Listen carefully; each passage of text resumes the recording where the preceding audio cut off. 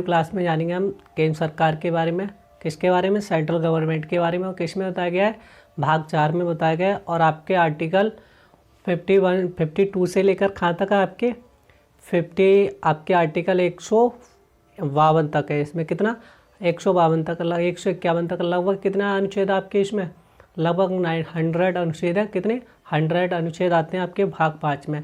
तो हम इसमें एक एक करके जानेंगे। और इससे पहले मैं आपको बता दूं, हमने रिवाइज किया था आर्टिकल 1 से 4 तक किसके बारे में बात की गई है, संज्ञा उसके राज्य के क्षेत्र के बारे में भाग 1 में। भाग 2 में किसके बारे में बात की गई है, सिटीजनशिप के बारे में बात की गई कि नागरिकता हम कैसे प्राप्त कर सकते हैं, किसके बारे में, भाग 2 में नागरिकता के बारे में बात की गई है। भाग 3 में किसके बारे में बात की गई है, फंडामेंटल राइट के बारे में बात की गई कि नागरिक जो मौलिक अधिकार होते हैं आपको क्या क्या नागरिकता देते हैं, क्या आपको क्या क्या अधिकार देते हैं।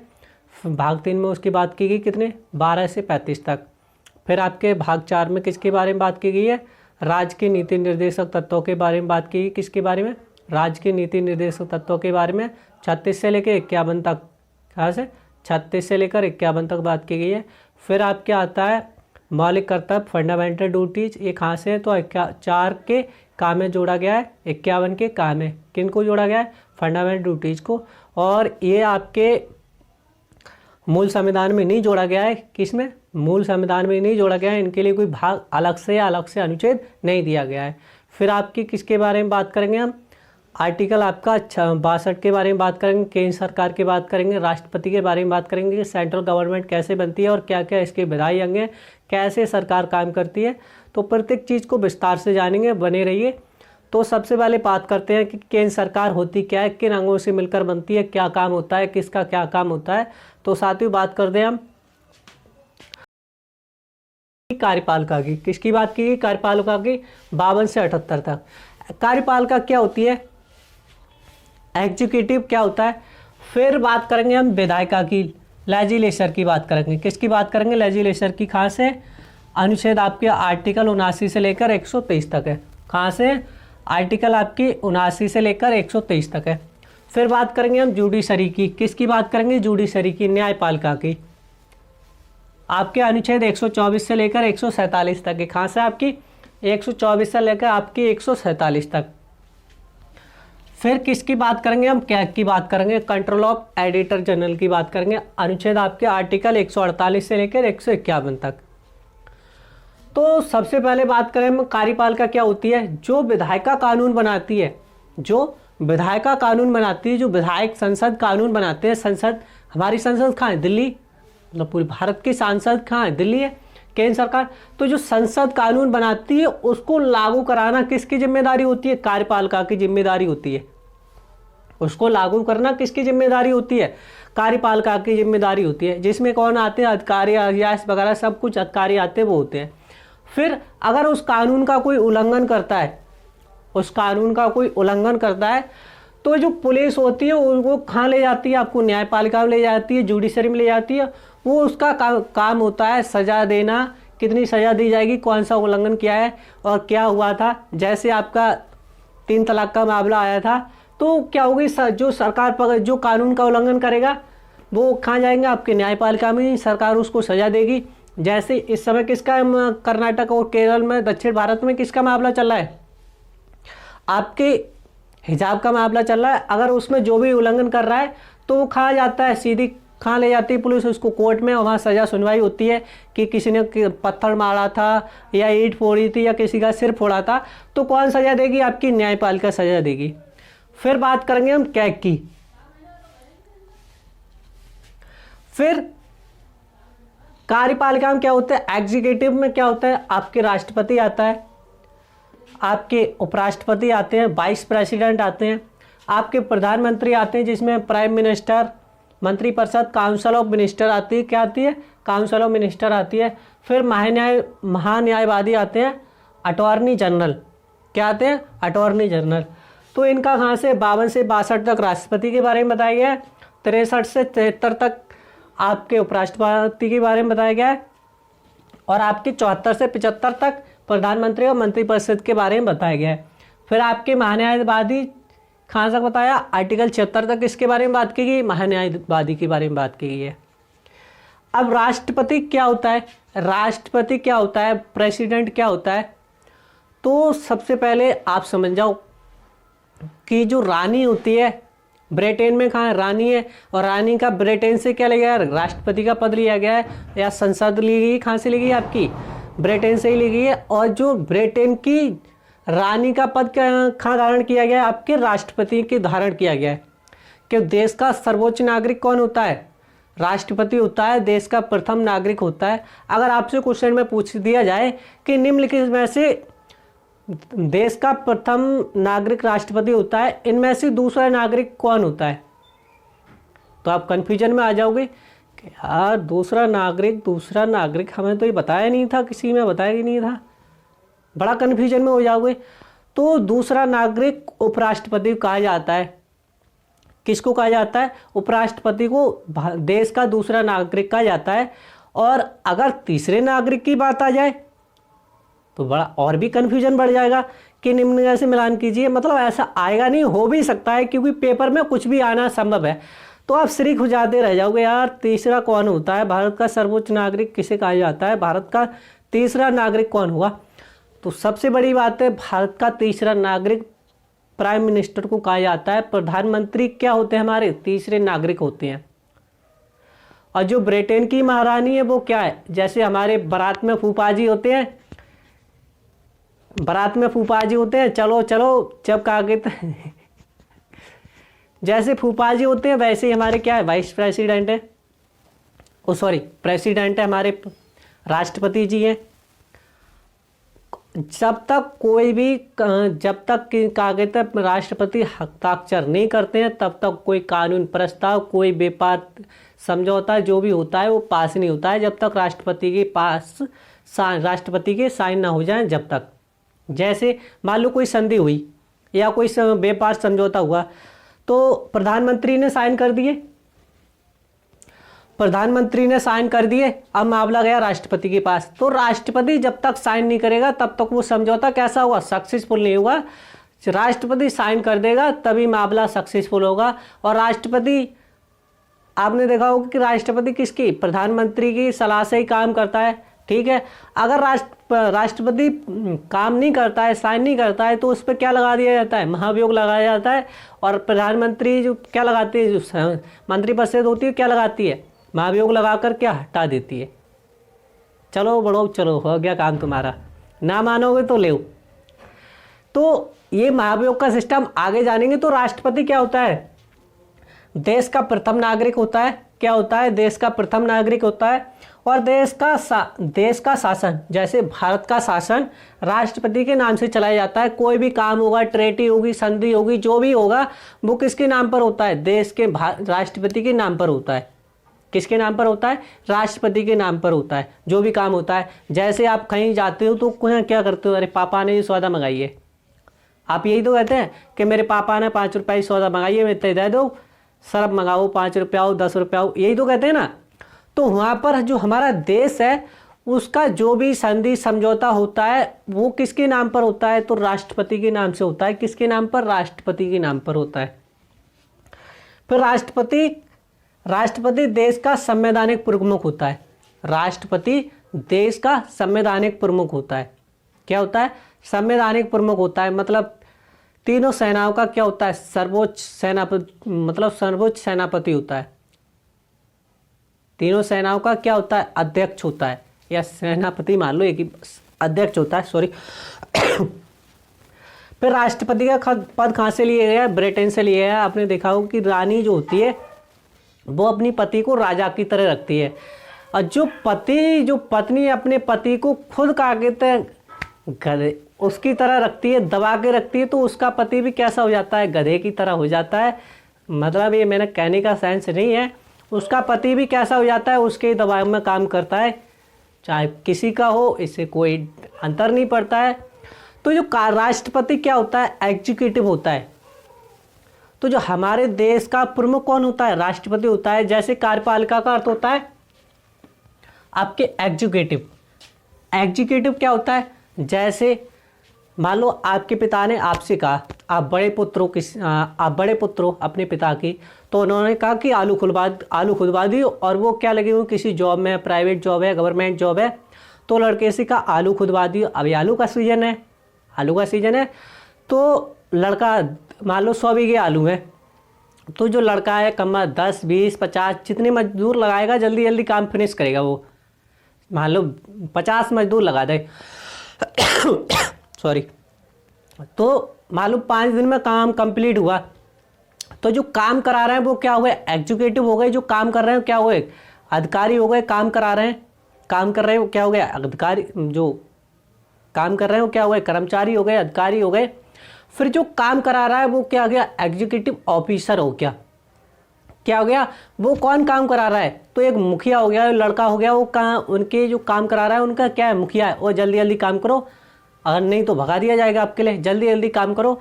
फिर जो काम करा रहा है, जो अपने पिता के कहने पर काम कर रहा है, वो क्या हो गया, तो चीफ ऑफ एग्जीक्यूटिव ऑफिसर, जिसे क्या बोला जाता है, सीईओ। आपने अक्सर देखा होगा कि गूगल के सीईओ, आपने यही तो देखा होगा। तो जो चीफ ऑफ एग्जीक्यूटिव ऑफिसर होता है वो क्या होता है, उस कंपनी का क्या होता है, प्रमुख होता है। जो पिता होते हैं मान लो क्या है, वो अपने खेत के प्रमुख हैं, उन्होंने अपने लड़के से कहा कि आलू खुदवाओ, चाहे 10 मजदूर लगाए, 5 मजदूर लगाए, और जल्दी जल्दी खुदवा दो 5 दिन में, यही तो होता है।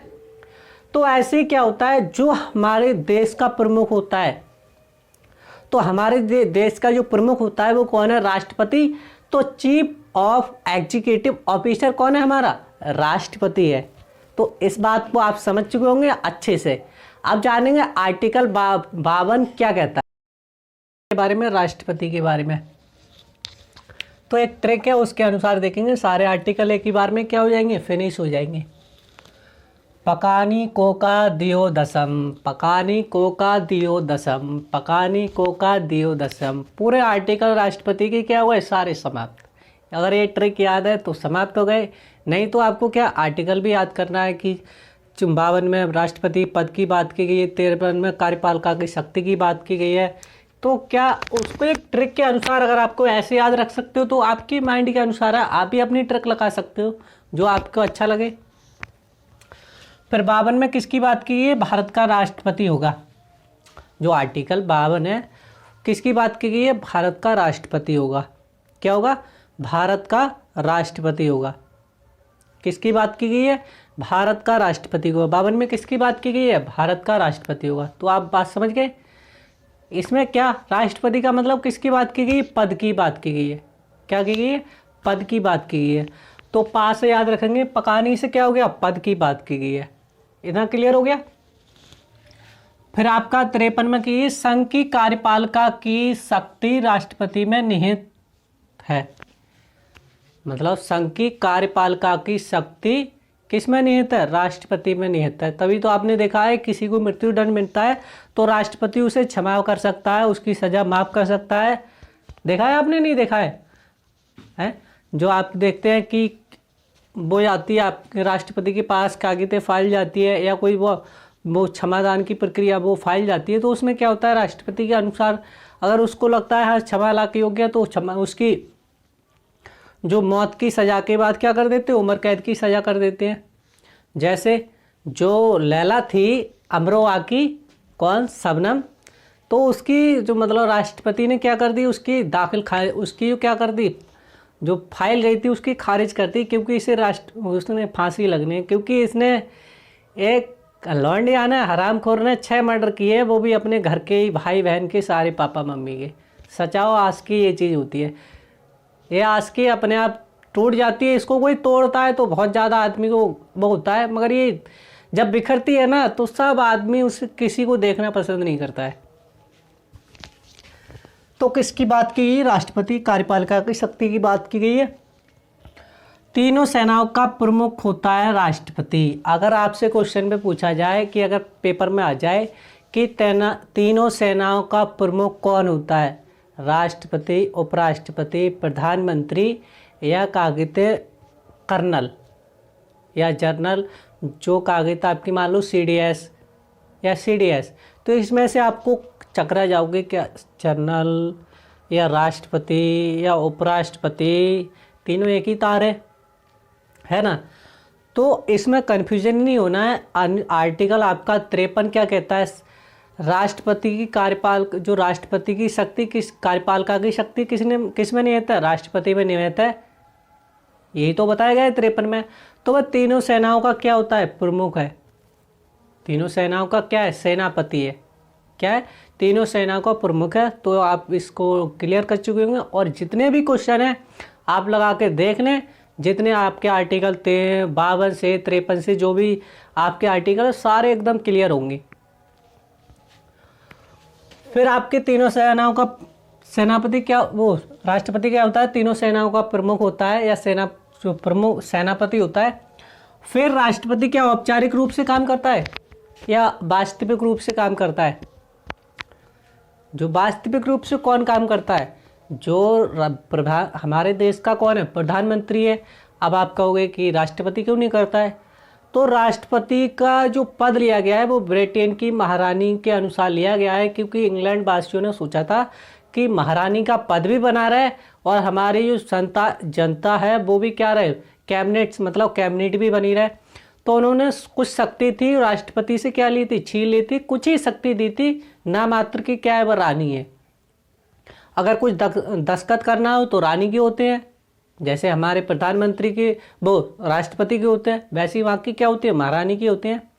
ये क्या होता है, जो राष्ट्रपति होता है वो नामात्र का राष्ट्रपति होता है और प्रधानमंत्री साइन करता है। अगर राष्ट्रपति साइन नहीं करता है तो राष्ट्रपति क्या लगा दिया जाता है, महाभियोग लगा दिया जाता है, जाओ, ना करोगे तो जाओ। क्योंकि राष्ट्रपति ही काम किसकी सलाह पर करता है, प्रधानमंत्री की सलाह पर काम करता है राष्ट्रपति।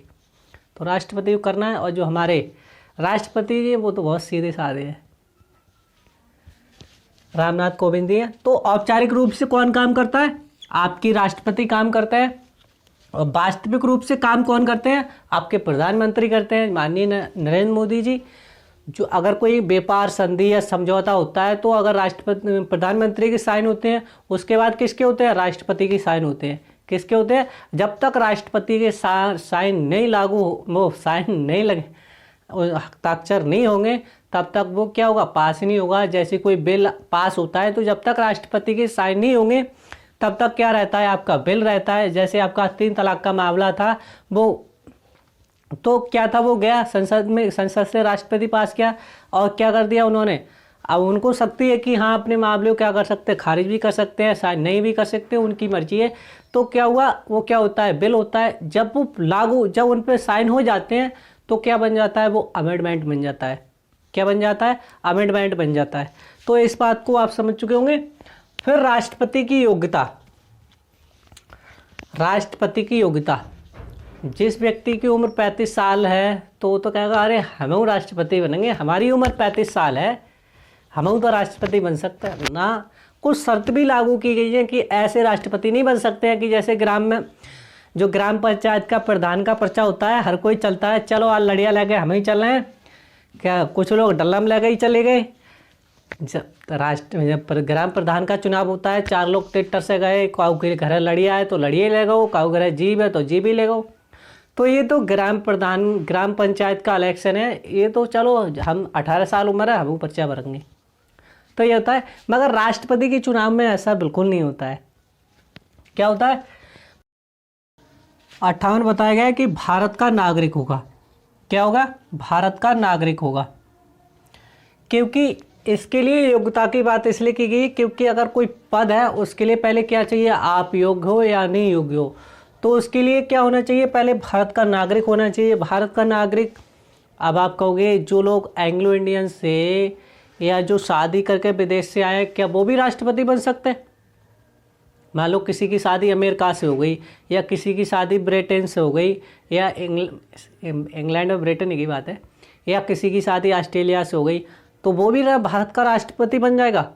हाँ भैया, जो भारत की नागरिकता प्राप्त कर लेता है वह राष्ट्रपति बनने के योग्य है। समझ गए, क्लियर, ठीक है।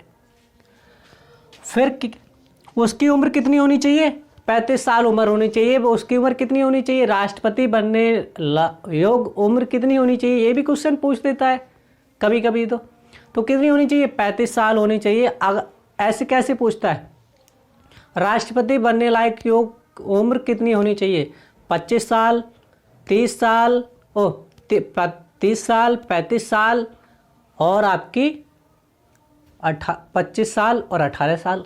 अब आप कंफ्यूजन में आ जाओगे, पता है तो ठीक है, क्योंकि आपकी 35 साल कितनी है, आपकी राष्ट्रपति की है, 30 साल आपकी किसकी है, राज्यसभा की है, लोकसभा की कितनी है, 25 साल है, 18 साल किसकी है, प्रधान की उम्र है।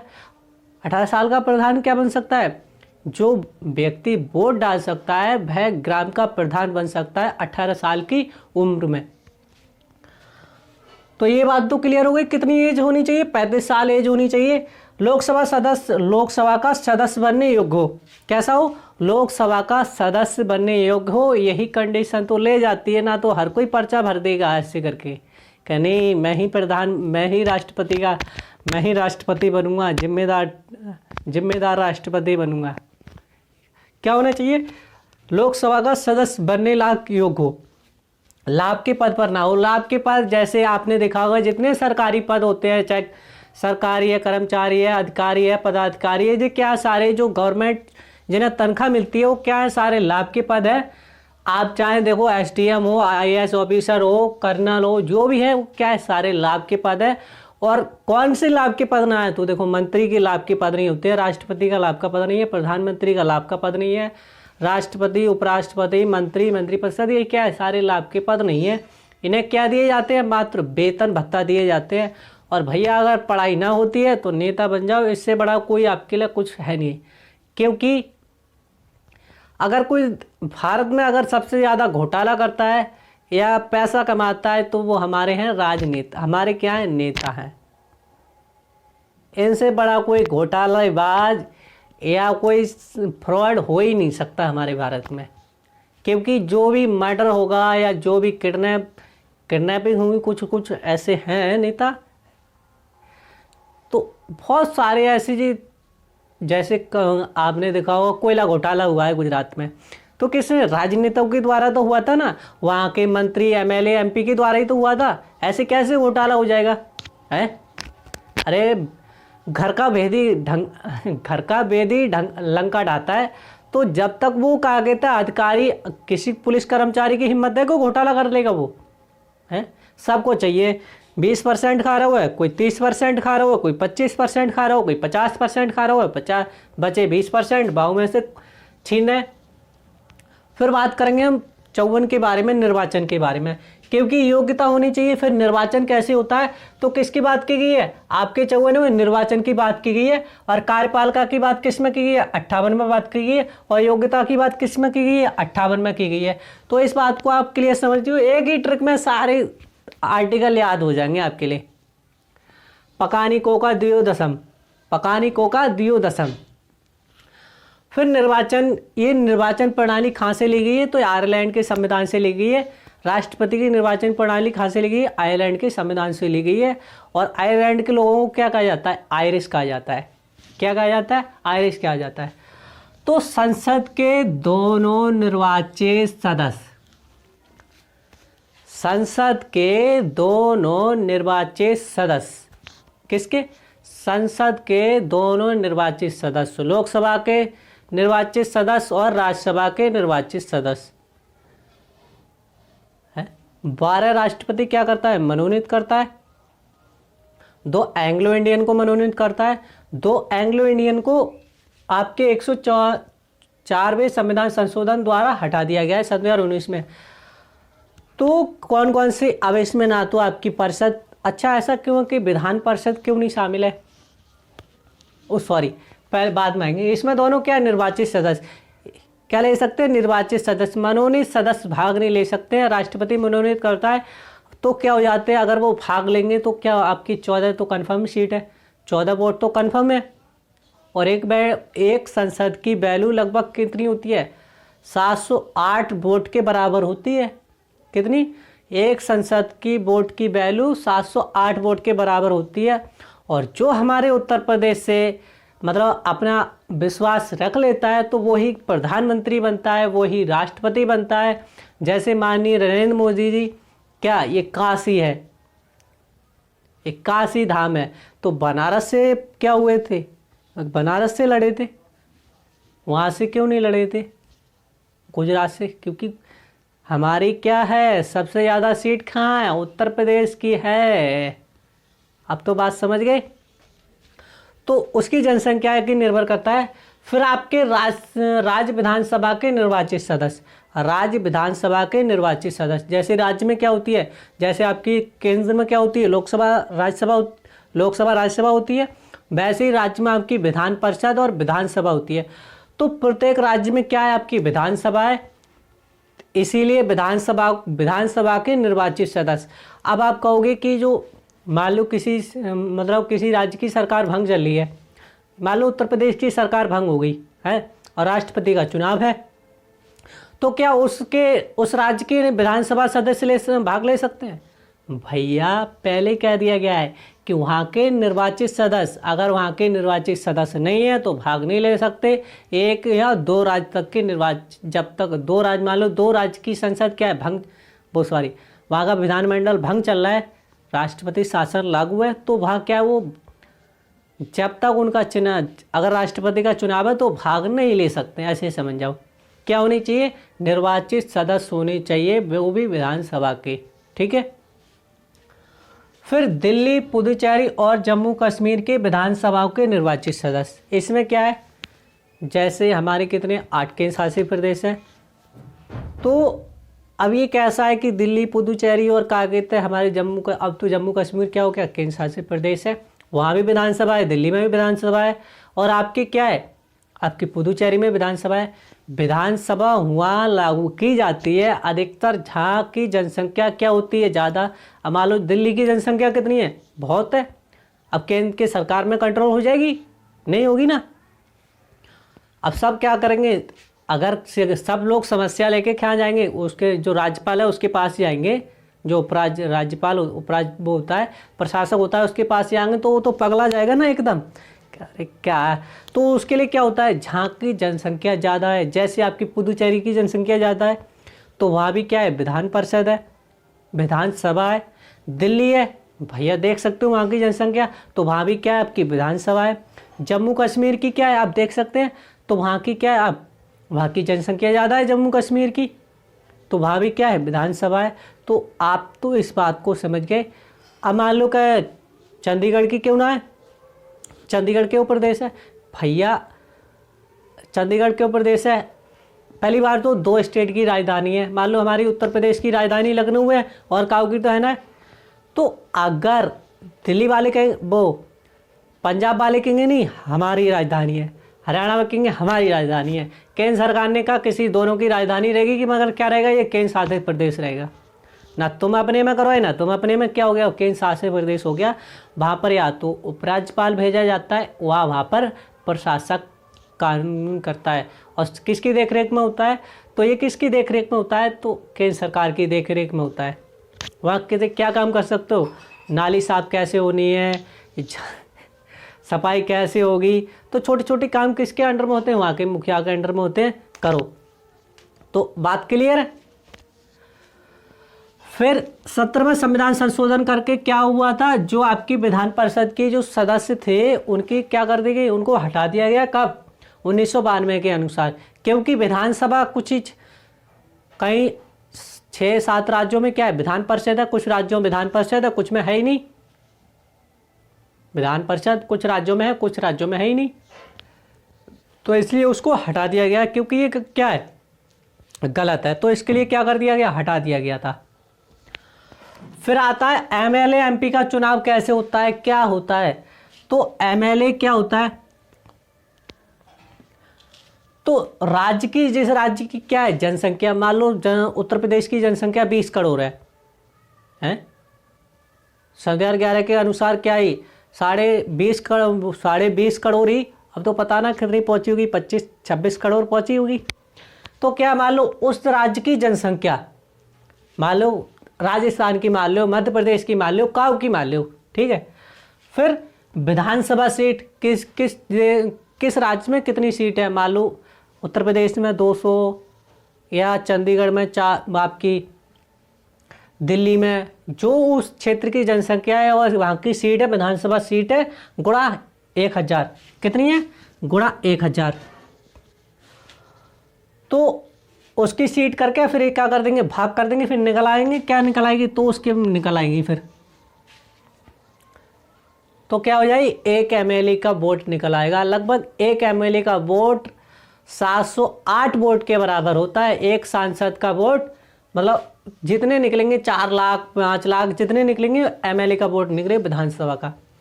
फिर MP का वोट कैसे निकलता है? तो MP की कुल MLA का वोट, मतलब किन के आ जाएंगे? कुल MLA का वोट बटा कुल MP। किसके? बटा कुल MP। MP क्या होती है? लोकसभा और राज्यसभा की।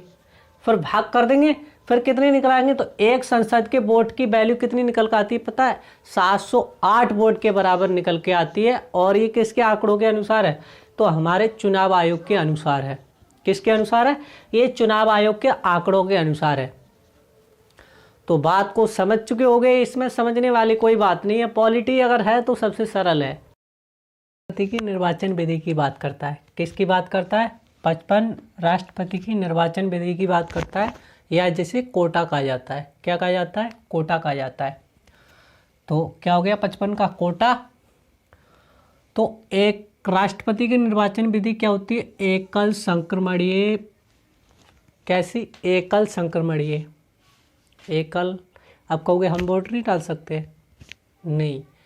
कौन डाल सकते हैं? लोकसभा के और राज्यसभा के निर्वाचित सदस्य प्लस विधानसभा के निर्वाचित सदस्य प्लस दिल्ली और पुदुचेरी और अब जम्मू कश्मीर की विधानसभा बनेगी, मुख्यमंत्री बनेगा, वो भी क्या वोट डाल सकता है राष्ट्रपति के चुनाव में। तो बात समझ में आ गई इस बात को। अपनी अनुपातिक प्रणाली, ये क्या है? अनुपातिक प्रणाली। तो समझेंगे, पहले इसको पढ़ लें। अनुपातिक प्रणाली क्या होती है? जो राष्ट्रपति का चुनाव होता है, प्रत्येक मतदाता को वरीयता प्राप्त क्रम में मत देता है और उम्मीदवारों की संख्या के अनुसार वरीयता दे सकता है। जैसे ये उम्मीदवार है, जैसे सदस्य है ABCDE जो उम्मीदवार है। अब जे कौन है? छेदीराम बोल डाल गए, तो इन्हें A को 1 डाल दो, B को 3 नंबर पर डाल दो, C को 2 नंबर पर डाल दो और D को 4 नंबर पर डाल दो, E को 5 नंबर पर डाल दो। छेदीराम वोट डाले आए। और घर के जो चुनाव होता है, MLA MP का चुनाव होता है, उसमें क्या हम वोट डालते हैं? डालते नहीं डालते हैं? तो उसमें डायरेक्ट एक ही वो होता है, उसमें बार बार का सिस्टम नहीं दिए। इसमें एक व्यक्ति, मान लो एक कैंडिडेट है, तो यहाँ 5 कैंडिडेट खड़े हुए हैं, तो 5 कैंडिडेट को वोट डाल सकता है वो। फिर आपका उम्मीदवार हेतु 50 प्रस्तावक और 50 अनुमोदक। 50 प्रस्तावक अनुमोदक क्या होते हैं? ये आपके लोकसभा और राज्यसभा के क्या होते हैं? सदस्य होते हैं। जो प्रस्तावक होते हैं, हाँ कि राज्यसभा उम्मीदवार हाँ हाँ हो सकता है, और 50 कहता है अरे बिल्कुल हाँ हाँ ठीक है ओके अनुमान है, तो उन्हें क्या कहा जाता है? अनुमोदक कहा जाता है। क्या कहा जाता है? उन्हें अनुमोदक कहा जाता है। और RBI को कितने होते हैं? 15,000 रुपये जमा करने होते हैं। जो राष्ट्रपति का चुनाव लड़ता है वो व्यक्ति पहले या वो पर्चा भरा जाता है, तो उसके साथ में कितने जाते हैं? 50 प्रस्तावक और 50 अनुमोदक जाते हैं। और 15,000 की राशि क्या करता है? RBI में जमा करता है। पहले ये 10 थे, अब कितने हो गए? 50 हो गए। पहले जो राशि थी वो 2,500 रुपये थी, अब कितनी हो गई है? 15,000 रुपये हो गई है। फिर 1/6 वैध मत वोट प्राप्त नहीं कर पाता है, तो जमानत राशि क्या हो जाएगी? वैध मत का। क्या? वैध मत का मतलब 1/6 अगर वोट प्राप्त नहीं कर पाता है तो क्या हो जाएगी? उसकी जमानत राशि जब्त कर ली जाएगी, और राशि बहुत है, जब्त कर ली जाएगी। 15,000 रुपये है। कोटा क्या होता है? टोटल वोट कितने होते हैं? मान लो टोटल वोट है, ये फॉर्मूला है। पहले क्या था? ये बन नहीं था, अब उम्मीदवार बढ़ने की वजह से क्या ये फार्मूला लागू कर दिया गया। मान लो टोटल वोट कितने पड़े, तो टोटल वोट 2.5 लाख या 3 लाख, फिर उम्मीदवार प्लस 1, फिर डिवाइड कर दिया जाता है, फिर निकल के आ जाता है 50%। मान लो 200 वोटों पर वोटिंग होनी है, 4 लोगों को उम्मीदवार है, तो जो ज़्यादा वोट आएंगे वो क्या हो जाएगा, जीत जाएगा। मान लो किसी का 21% सिस्टम पहुंच गया कि 21% आना चाहिए या 40% आना चाहिए, तो क्या हो जाएगा, राष्ट्रपति बन जाएगा। यही तो होता है सिस्टम। तो इस संख्या प्रणाली से देखते हैं, अगर ये एक ही बार में फिट कड़ाका फिट हो जाएगा, आपको समझ में आ जाएगी एकदम अच्छी तरीके से। छेदीराम ने ठीक है, के सिंह आए, के आए, उन्होंने एक को 2 वोट दे, एक को 2 रैंक दे दी, बी को 1 रैंक दे दी, और सी को 3 दे दी, और डी के लिए 5 दे दी, और ई के लिए क्या दे दी, 4 दे दी। ये होता है आपका एकल संक्रमणीय चुनाव राष्ट्रपति का। फिर ए सिंह आए, आए, उन्होंने एक को 1 दे दी, बी को 2 दे दी, और सी के लिए 3 दे दी, और डी के लिए 4 दे दी, और ई के लिए कितनी दे दी, 5 दे दी। अब ऐसे ही नाम सिंह आए, उन्होंने दे चले गए। फिर जो फर्स्ट पेज में गिनती होती है, या तो पहले ही डिक्लेयर हो जाता है पहली लाइन में कि हाँ प्राप्तकर्ता मान लो एक को 51 वोट आए, और रैंकिंग मान लो 50 वोट से अगर जिस किसी के ज़्यादा निकलेंगे तो क्या हो जाएगा, वो राष्ट्रपति हो जाएगा, या 40 के हिसाब से तो क्या हो जाएगा, राष्ट्रपति हो जाएगा। फिर ये बन गया, ये प्रधानमंत्री राष्ट्रपति बन गया। तो ये तो फर्स्ट पेज की वोटिंग है। अगर ऐसा नहीं होता है तब क्या होता है, तो मालूम पड़ती है A B C D E के लिए कितने मिले, 39 वोट मिले, 12 16 और 13 वोट मिले या 10 वोट मिले। ठीक है, तो जिसके वोट कम होंगे उनके क्या हो जाएंगे, वोट बांट दिए जाएंगे। वोट कैसे, मान लीजिए जब ई के लिए वोट डाला होगा उस व्यक्ति ने, तो किसी ना किसी को 4 डाले होंगे, किसी को 4 में, किसी को 2 में, किसी को 1 में, कुछ तो डाला होगा, नहीं डाला होगा। तो मान लो ए के लिए 4, बी के लिए 2, जितने इसमें जो ई में 10 लोगों ने वोट डाले थे, 10 लोगों ने वोट डाले, उसमें से किसी ने ए को 4 डाले होंगे, बी को 2 डाले होंगे, सी को 1 डाले होंगे, डी को 2 डाले होंगे, ई को 2 डाले होंगे। ये मान सकते हो, कितने ही मान सकते हो, 15 रख लो, 20 रख लो, कोई बात नहीं है, जितना आपका मन करे उतना रख सकते हो। फिर इनको क्या कर दिया जाएगा, इनको बांट दिया जाएगा। मान लो ए के लिए 4 डाले और 2 डाले, इसके लिए सी के लिए 1 डाला, सी के लिए 1 डाला, और इसके लिए 1 डाला। फिर इसके लिए तो 2 डाले, तो 2 तो हो गए। ठीक है, तो जिसके ज़्यादा हो गए, या मान लो 40 वोट से अगर जो ज़्यादा लाता है, क्या 40 वोट से ज़्यादा लाता है या 40% से ज़्यादा होता है, तो वो क्या हो जाएगा, जीत जाएगा। तो मान लो इसकी क्या 39 और 4 कितनी होगी, 43, तो क्या बन जाएगा, ये राष्ट्रपति बन जाएगा। अगर फिर भी इसमें वोटिंग का सिस्टम नहीं है, मतलब 40 से कम रह रही है, तो क्या करेंगे, ये जो 13 है उसको क्या कर देंगे, फाड़ देंगे। जो 13 लोगों ने वोट दिए थे डी के लिए, वो क्या कर देंगे, इसमें फाड़ देंगे ए बी सी में, कि 13 लोगों को वोट यानी ए के लिए 2 दे होंगे, या डी के लिए 3 दे होंगे, या बी के लिए 4 दे होंगे, तब निकाल सकते हैं थर्ड फेज की। तो ऐसे होता है राष्ट्रपति का चुनाव एकल संक्रमणीय पद्धति के द्वारा। तो साथियों, आई होप, मैं आशा करता हूँ कि आप वीडियो समझ चुके होंगे। जय हिंद, जय भारत, जय भीम।